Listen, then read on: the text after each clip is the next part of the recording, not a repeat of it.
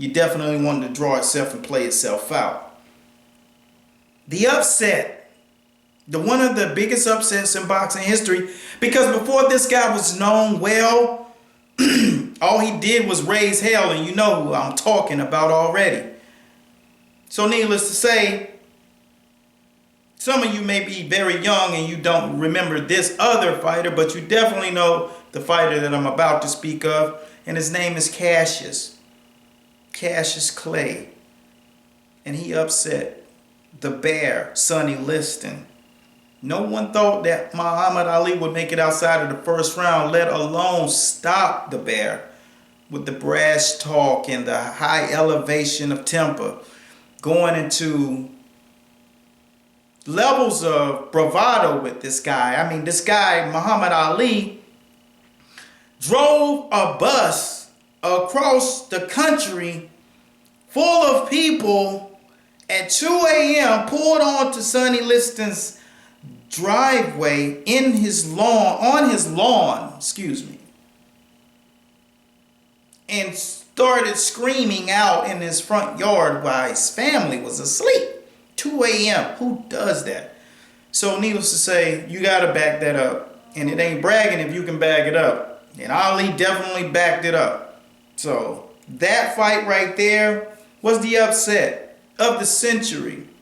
Outside of, then you got those who could debate that with Mike Tyson, Buster Douglas. But Mike Tyson was his own enemy by that time, and Mike Tyson beat Mike Tyson.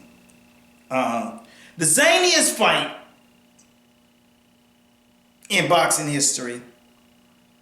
And if you all watch boxing and you have done your boxing homework and you are at least a boxing aficionado or a true fan, not a casual.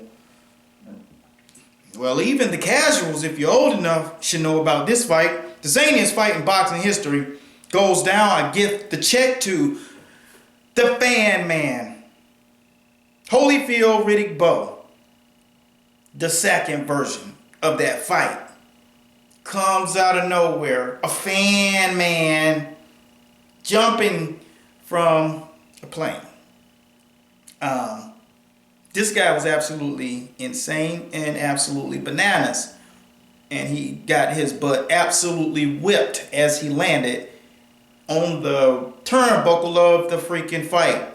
During the fight in the 7th round, the fight was stopped for like 20 minutes. The guys got cold. They had to get things going, get this guy. He was arrested.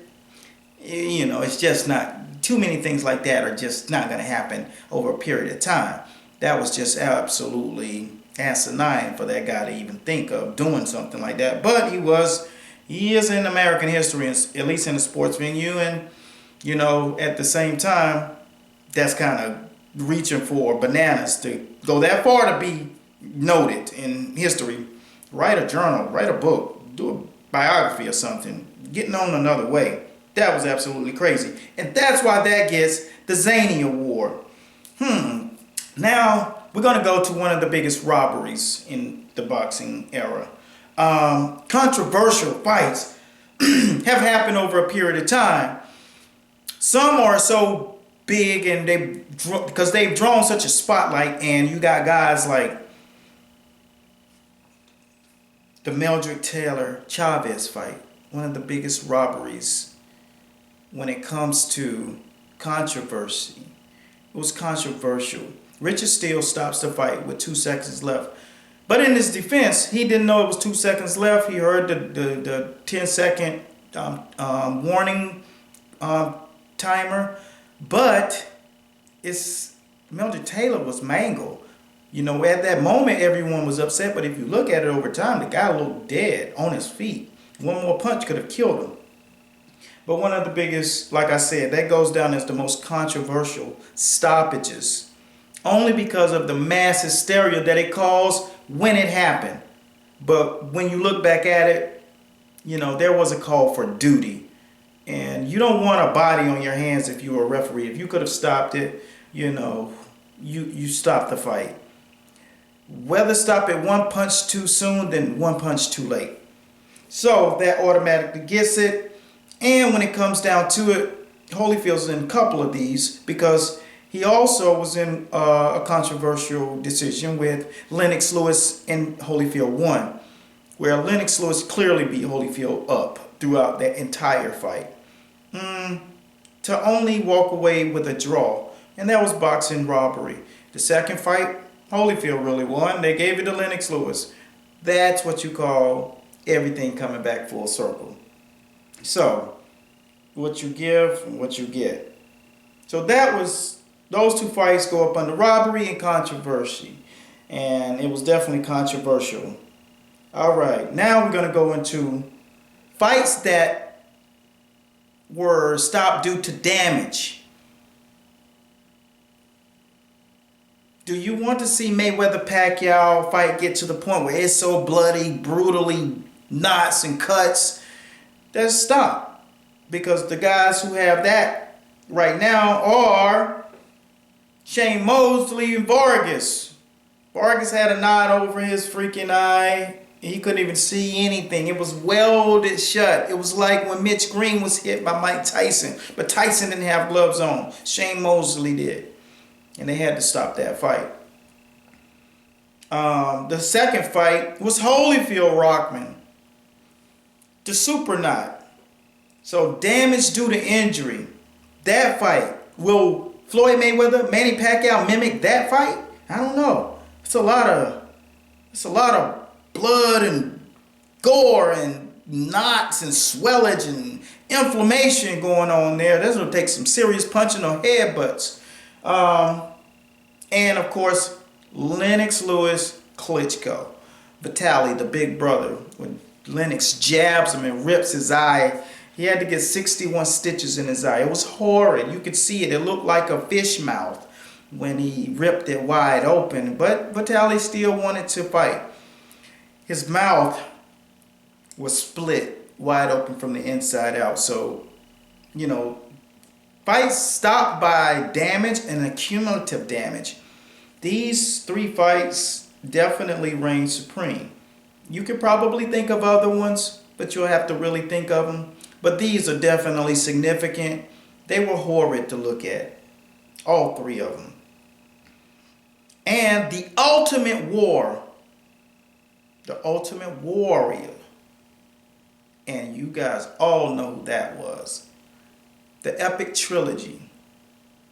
Will Mayweather and Pacquiao mimic Arturo Gatti and Mickey Ward? 1, 2, or 3. I'm in line for it, and I'm first. People,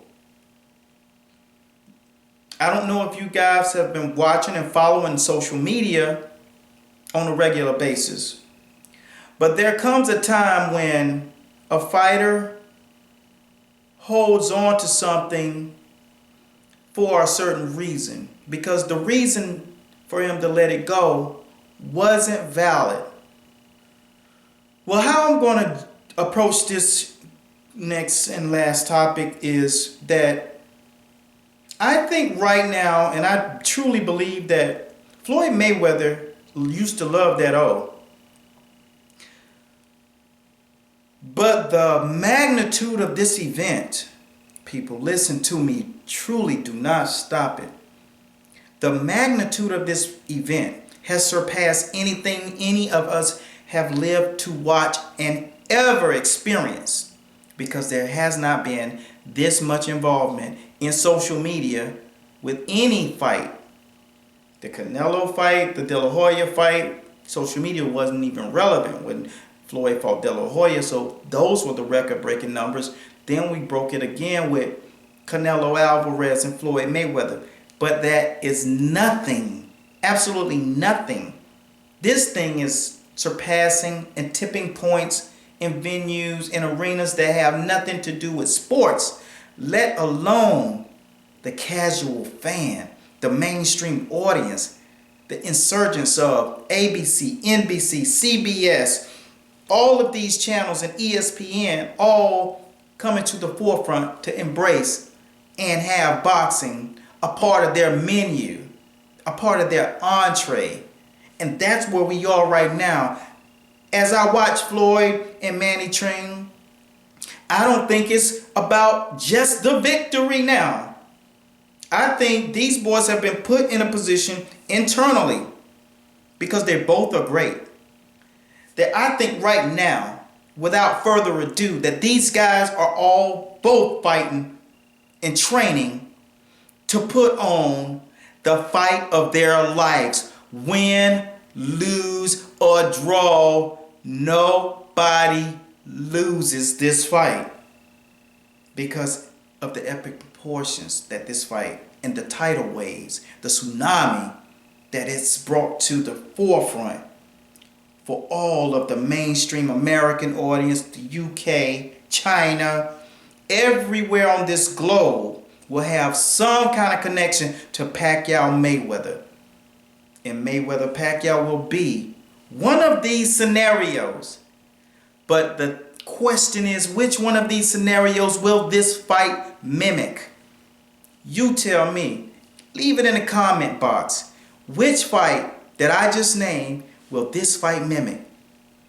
Do you truly believe that Floyd has realized that this fight is bigger than an O? Because the methods that I've seen him train and Pacquiao is bigger than the O. And I think these boys understand the level of boxing history they are about to partake in. No one in this era has experienced anything like this. This is the first time. And we are first in line. They call me the fight doctor. And I thank you guys for watching. Because you're watching Master Boxing. And this is where we break the fight world down, baby. Round by round. Peace. Be sure to share the video. Bring all your friends. Bring your groups. Bring your posse. Bring your co-workers involved in this conversation. Because when it's all said and done, it's relevant. And it's a relevant conversation. Be blessed. Peace. Pacquiao Mayweather for life.